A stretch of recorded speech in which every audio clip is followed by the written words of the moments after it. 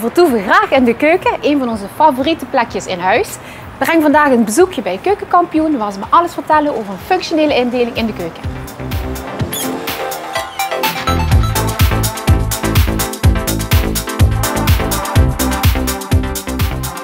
Hoi Dion. Hoi.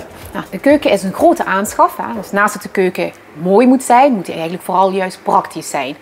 Waar let je op als je een keuken indeelt? Klopt. Kijk, als een klant bij ons komt binnenlopen, vragen we natuurlijk als eerste van hoe groot is uw keuken?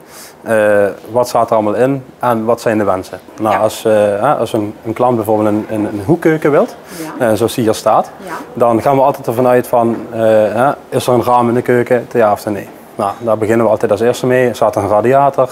Is er een raam? Nou, als het echt zo is, als er een raam in zit, dan weet je al dat we daar niet kunnen gaan koken. Nee. Dus dat we dat aan de andere kant moeten gaan doen.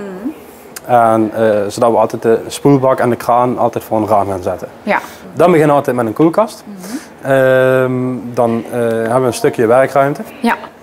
Dus als je de producten die in de koelkast zitten, eruit kan pakken, op het werkblad kan leggen. Daar kun je het dan ook verder bereiden om vervolgens de spoelbak om het schoon te maken. Daarbij komt ook nog een stukje werkruimte voor het te snijden, voor het verder te bereiden. En dan komen we bij een kookplaat, zodat het in de kookplaat kan en dan kun je het gaan koken. Ja. De vaatwasser, onmisbaar in de keuken. Maakt het nou nog wat uit of je de vaatwasser links of rechts van een spoelbak plaatst? Nou, in dit geval maakt het wel wat uit uiteraard. Omdat het een hoekkeuken is, kiezen we ervoor om de vaatwasser hier te plaatsen. Rechts? Ja. Ja. Waarom? Omdat je hier anders, als je hier de vaatwasser hebt, je moet hem uittrekken, verlies je deze hoekruimte en dan wordt deze ruimte los. Dus ik kies hiervoor om een hoekkast in te plaatsen, zodat je de ruimte 100% benut. Je ziet nou dat in heel veel keukens geen bovenkastjes meer worden gebruikt, om de keuken zo ruimtelijk mogelijk te houden. Hoe los je dan op met opbergruimte? Daar hebben we een hele goede oplossing voor. Dat zijn onze grote ladekasten. Ja. Die zorgen voor meer opbergcapaciteit dan gewone kastjes. En zoals je hier ziet in deze opstelling zijn er 2 grote ladekasten. Dat is goed voor een gezin van 4 tot 6 personen. En dan heb je dus een mooie lege wand, zeg maar. Hè? Hoe los je dat dan nou op dat je gewoon een mooie wand in je keuken hebt? Daar hebben we heel veel verschillende manieren voor. Het staat bekend omdat dat de keuken steeds meer wordt betrokken bij het interieur. Dus mensen willen daar eigenlijk een beetje een leefkeuken van maken. Ja. Daarvoor kunnen wij ook alles op maat maken.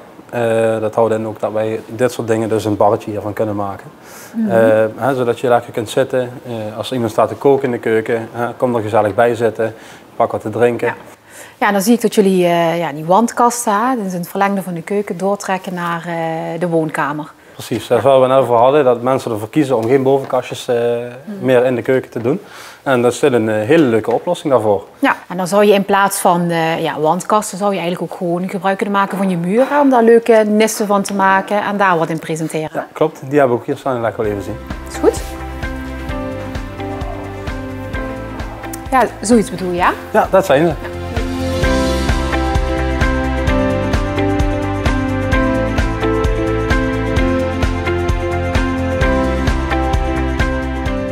Kijk, dit is ook wel net over hadden, zo'n grote nis. Ja. Verder werken we hier met legplankjes en geen bovenkastjes. Qua decoratie en zoals je ziet een moderne schouw daarboven. Het is een hele industriële look keuken met een warme houttint. Ja. Dus het is heel erg gezellig. Ja, het heeft een warme gezellige uitstraling de keuken is helemaal in de trend van nu, want de industriële look is helemaal in. Ja. Ook leuk detail in het werkblad. Ja, klopt. Goed.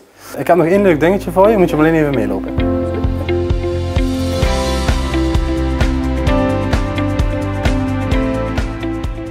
Nou kijk, dit is wat ik je even wil laten zien. Ja.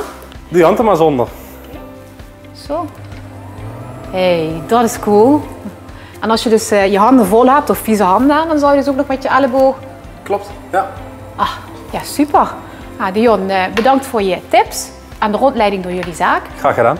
Thuis, bedankt voor het kijken en tot de volgende keer.